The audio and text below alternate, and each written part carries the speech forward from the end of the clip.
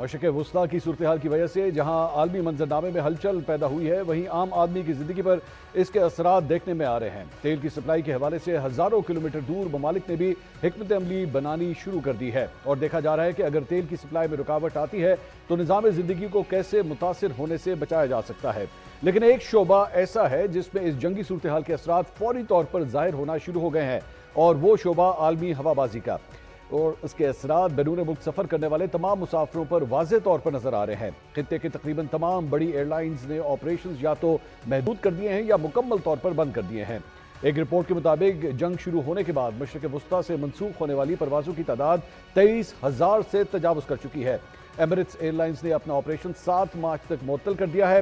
28 فروری کے بعد سے مشرق وسطیٰ کے لیے یا وہاں سے شیڈول شدہ 36,000 پروازوں میں سے نصف سے زیادہ منسوخ ہو چکی ہیں، جس کا مطلب تقریباً 44 لاکھ سیٹیں متاثر ہونا ہے۔ ہزاروں مسافر خطے میں پھنس گئے ہیں اور اپنی منزل پر پہنچنے کے لیے مہنگی ٹکٹیں خرید رہے ہیں۔ ناظرین، کورونا میں ہوا بازی کا شعبہ بری طرح متاثر ہوا تھا، جس میں ایئر لائنز پر سفر کرنے والے مسافروں کی تعداد میں 60% کمی آئی تھی، اور کورونا کے دوران ایئر لائنز کو تقریباً $370 بلین کا نقصان ہوا۔ پچھلے 4 سال میں ہوا بازی کے شعبے نے سنبھلنا شروع کیا۔ اب سوال یہ ہے کہ عالمی ایوی ایشن انڈسٹری پر مشرق وسطیٰ کی حالیہ کشیدگی کے کیا اثرات ہیں؟ پاکستان کا شعبہ ہوا بازی اس بحران سے کس حد تک محفوظ رہ پائے گا؟ عالمی سطح پر فضائی سفر کی بحالی میں کتنا وقت لگ سکتا ہے؟ ان تمام سوالوں کے جوابات جاننے کے لیے ہمارے ساتھ موجود ہیں طاہر عمران میاں، جو کافی عرصے سے ایویشن انڈسٹری کے ایشوز کے اوپر رپورٹنگ کر رہے ہیں۔ بہت بہت شکریہ عمران آپ کا۔ یہ بتائیے گا کہ حالیہ یہ جو ہم پینک سچویشن دیکھ رہے ہیں، خاص طور پہ مشرق وسطیٰ کی جو صورتحال ہوئی ہے، اس کے بعد ابھی تک کی کیا اپڈیٹس ہیں؟ کیا کوئی پلان بی ترتیب دیا جا رہا ہے، یا اور کیا زندگی واپس آ رہی ہے ایئرپورٹس کے اوپر، یا ابھی بھی کوئی جواب نہیں ہے اس معاملے کا؟ دیکھیں، جو ابھی ریسنٹ چیلنج ہے خاص طور پہ گلف کی ایئر لائنز کو اور گلف جانے والی ایئر لائنز کو، وہ بنیادی طور پہ اس راہداری کا ہے جہاں پہ جو ایکشن ہو رہا ہے سارا، جو کہ گلف آف پرشیا ہے، جو پرشین گلف جس کو کہتے ہیں، کیونکہ تمام تر جو میزائلز فائر ہو رہے ہیں، جو جہاز آ رہے ہیں اٹیک کرنے ایران کے اوپر، اور ایران کے ڈرونز وغیرہ جا رہے ہیں، وہ سارے اس خطے کو کور کر رہے ہیں، جس خطے کے اندر دنیا کی بڑی بڑی ایئر لائنز جو ہیں وہ ایگزسٹ کرتی ہیں، جیسے قطر ایئر ویز ہے، ایمریٹس ہے، اتحاد ہے، اس کے علاوہ کویت ایئر ویز ہے، اس کے علاوہ آپ کی گلف کی ایئر لائنز ہے جو کہ بحرین کی ایئر لائن ہے، پھر لو کاسٹ جائنٹس جیسے ایئر عربیہ شارجہ سے ہے یا فلائی دبئی ہے۔ یہ ساری ایئر لائنز تقریباً دنیا کی 10 جو نوٹیبل ایئر لائنز ہیں وہ اس ایریا کے اندر ہیں۔ اب پرابلم یہ ہے کہ دنیا کی میجورٹی ہوا بازی، جب افغانستان کا مسئلہ ہوا تھا تو ایران کی ہوا بازی ہوائی سپیس کو اوائڈ کر کے وہ خلیج فارس کے اوپر سے گزر کے عراق، اور عراق سے آگے پھر ٹرکی یا دوسری طرف جاتے تھے، یورپ کی طرف جاتے تھے۔ اب آپ کا بنیادی طور پہ وہ سارا کا سارا کوریڈور بند ہو چکا ہوا ہے، تو اس لیے اس کی وجہ سے پہلے دن میں صرف اور صرف پہلے دن $1 بلین یعنی $1 ارب کا نقصان ہوا تھا، جسٹ گلف کی جو ایئر لائنز ہیں اور دوسری ایئر لائنز کو ان سے ریلیٹڈ 22 سے $23 بلین، بعض ایسٹیمیٹس کے مطابق $25 بلین سٹاکس کے اندر جو ویلیو کم ہوئی تھی ایئر لائنز کی۔ اور میں نے کچھ دن پہلے ایسٹیمیٹ کیا تھا، تو اس سے بنیادی طور پہ بچنا جو ہے وہ ایئر لائنز کے لیے بہت مشکل ہے، کیونکہ وہ راہداری بند ہو چکی ہے۔ تو لمبا سفر ہے، جہاز لمبے سفر کے لیے اویلیبل ہونا ضروری ہے۔ ایک جہاز جو 3 گھنٹے کی فلائٹ، 4 گھنٹے کی فلائٹ کر سکتا تھا، اس کی جگہ پہ بڑا جہاز لگانا پڑا ہے، اس کو فل کرنا بھی مشکل ہے۔ تو بہت سارے کمپلیکیٹڈ مسائل ہیں جن کا بظاہر کوئی آسان حل نظر نہیں آ رہا۔ لیکن عمران، جس طرح آپ یہ تفصیلات سے آگاہ کر رہے ہیں، اس کا مطلب ہے سب سے زیادہ جو بیسکلی وہاں کی لوکل ایئر لائنز ہیں، ایمریٹس کی بات کی، اتحاد کی آپ نے بات کی، یا فلائی دبئی کی بات کی، سب سے زیادہ کیا صرف وہی متاثر ہوئے ہیں، یا دیگر جو ایئر لائنز ہیں دیگر ممالک سے جو تعلق رکھتے ہیں ان کو بھی فرق پڑا ہے؟ نہیں، دیکھیں، یہ خاص طور پہ ایک ایسے وقت میں ہو رہا ہے جب حج نے سٹارٹ ہونا ہے کچھ عرصے میں، اپریل سے، اور عمرے کا پیک سیزن ہے، یعنی رمضان کا آخری حصہ شروع ہونے والا ہے، اور یہ سارا کا سارا جو کراؤڈ ہے، اب پرابلم یہ ہے کہ اس کی افیکٹڈ ہم پاکستان کی ایویشن انڈسٹری بھی ہیویلی افیکٹڈ ہے اس سے، کیونکہ بہت سارے لوگ جو ہیں، یعنی پاکستانی ایئر لائنز سعودی عرب کے لیے تو جا رہی ہیں فلائٹ جدہ وغیرہ کے لیے، لیکن مثلا لیٹ سے ایئر سیال ہے فار ایگزامپل، یا ایئر بلو، ان سب کے پاس وائڈ باڈیز نہیں ہیں، ان کے پاس نیرو باڈی جہاز ہیں۔ اب نیرو باڈی جہاز ایک لمٹ تک، ایک اسپیسیفک لمٹ کے سامان تک جدہ تک جا سکتا ہے، جو بحر ہند والا روٹ لے کے، لیکن پہلے اس کو ایران کی ایئر اسپیس کراس کر کے دبئی کے اوپر سے گزر کے وہ چلے جایا کرتے تھے. اب ان کو تقریباً آدھے گھنٹے سے 45 منٹ کا ایکسٹرا سفر ہے, اور میں نے یعنی اگر ہم ایسٹیمیٹ اس کی ڈالر میں بات کریں تو اس ایک گھنٹے کے تقریباً ان کو $5,000 سے $6,000 ایکسٹرا دینے پڑیں گے. تو پاکستان کی ایویشن انڈسٹری افیکٹڈ ہے, انڈیا کی ایویشن انڈسٹری ہیویلی افیکٹڈ ہے. دوسرے نمبر پہ آپ کو بھی پتا ہے کہ پاکستان میں میجورٹی لوگ پاکستانی ایئر لائن سے سفر نہیں کرتے. جو پیسے والے لوگ ہوتے ہیں وہ ایمریٹ سے سفر کرتے ہیں یا دوسری ایئر لائن سے سفر کرتے ہیں. تو اب یا تو ان کی ریلائنس 100% جو ہے وہ ٹرکش ایئر لائن کے اوپر ہے, یا ازبکستان یا اس طرف کی ایئر لائنس کے اوپر ہے, کیونکہ دوسری ایئر لائنس تمام کی تمام جو ہے وہ ان کو نہیں لے جا سکتی. یا اس سچویشن میں جو سب سے زیادہ فائدہ ہو رہا ہے وہ عمان ایئر کو ہو رہا ہے, سلام ایئر کو ہو رہا ہے, جن کے پاس ایک یونیک پوزیشن ہے کہ وہ پاکستان سے مسقط یا مسقط اور مسقط سے آگے لے کے جا سکتے ہیں. تو افیکٹڈ پاکستان کی ایویشن انڈسٹری ہیویلی ہوئی ہے. پی آئی اے پہ بہت افیکٹ ہوا ہے, ایئر بلو پہ ہوگا, ایئر سیال پہ ہوگا, اور دوسری ایئر لائنس پہ ہوگا, کیونکہ یہ تو فلائی ہی مڈل ایسٹ میں کرتی ہیں. ان کی تو ساری روزی روٹی ہی اس سے چلتی ہے.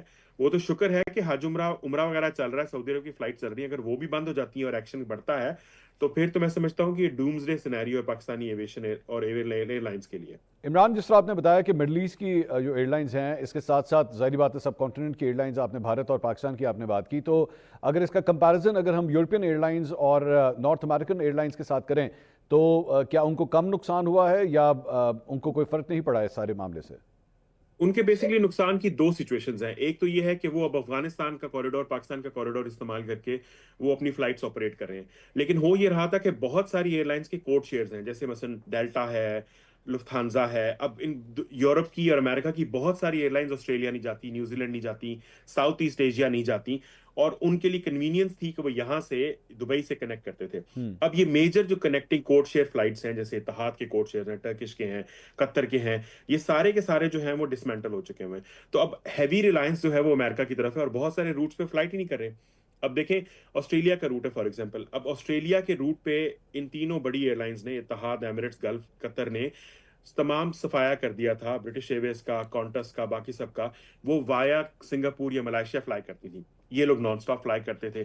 اب خاص طور پہ جو یہ والا کنیکشن ہے وہ کمپلیٹلی نہیں تو 80% جو ہے وہ ڈسمینٹل ہو چکا ہوا ہے. اس کو صرف فل ان کر لے کے ٹرکش ایئر لائن ہے یا تھائی ہے یا کیتھی پیسیفک ہے, وہ ساری ایئر لائنز ہیں. تو کہنے کا مطلب یہ ہے کہ یورپین ایئر لائنز کو فار ایسٹرن ایئر لائنز جیسے کیتھی پیسیفک ہے, جاپان ایئر لائنز ہے یا چائنا کی ایئر لائنز ہیں, ان کو ایڈوانٹیج ہے کیونکہ وہ ایک کوریڈور یوز کر سکتے ہیں, اور ان کا براہ راست دبئی یا اس خطے میں جانا ضروری نہیں ہے.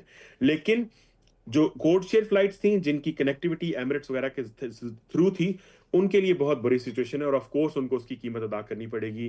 کینسل ٹکٹس کی صورت میں, ایڈجسٹمنٹ کی صورت میں, کیپیسٹی ڈیولپمنٹ کی صورت میں, وہ ان کے اوپر اس کا اثر ہوگا.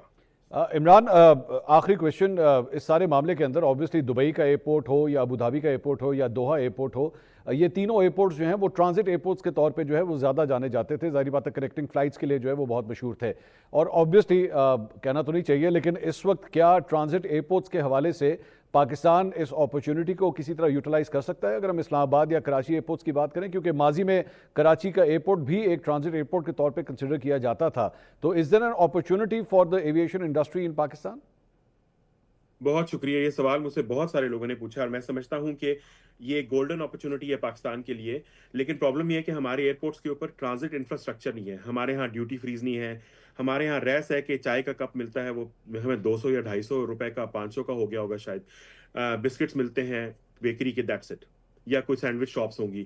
آپ کو ہوٹلس چاہیے, آپ کو نہانے کے لیے شاور رومس چاہیے, آپ کو مساج چیئرز وغیرہ جو لائن کیوبیکلز ہوتے ہیں وہ چاہیے. لیکن اس کے علاوہ آپ کو کنیکٹنگ فلائٹس بھی چاہیے. آپ کی پی آئی اے جو ہے وہ صرف اور صرف ملائیشیا فلائی کرتی ہے یا چائنا میں فلائی کرتی ہے. اس کے علاوہ وہ فار ایسٹ میں کہیں فلائی نہیں کرتی. یورپ والی سائڈ پہ اپریل میں انہوں نے یو کے روٹ شروع کرنے ہیں. تو پرابلم یہ ہے کہ یہ وہ نہیں کر سکتے.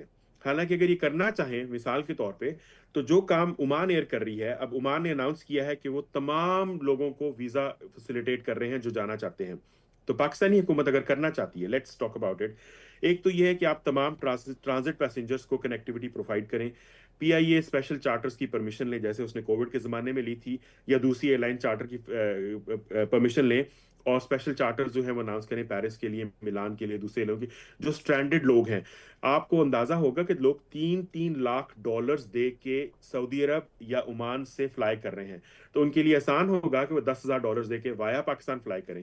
اور مسقط سے پاکستان فلائی کرنا یا سعودی عرب کے جو کنیکٹڈ ایئرپورٹس ہیں جو اوپن ہیں ان سے پاکستان لانا اور وہاں سے لے کے جانا پاسبل ہے. دوسرے نمبر پہ ایک چیز ہوتی ہے ففتھ فریڈم رائٹ.